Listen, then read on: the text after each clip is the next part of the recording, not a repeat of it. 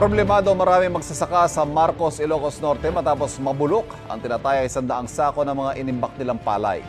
Kwento ng mga magsasaka, inanin nila ang mga palay at inimbak bago manalasa ang bagyong Julian.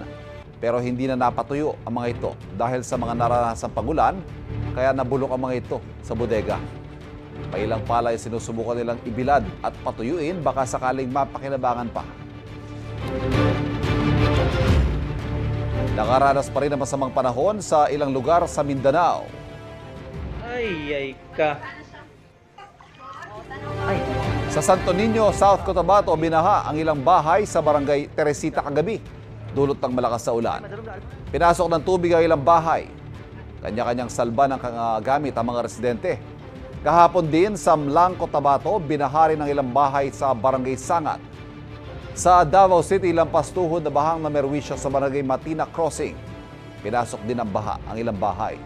Sa MacArthur Highway, naglutangan ng mga basura dahil sa baha at pahirapan ang biyahe ng mga motorista. Maraming pasahero ang stranded. Ayon sa Pag-asa, ang nararanasang malakas sa ulan sa ilang lugar sa Mindanao ay dulot ng easterlies.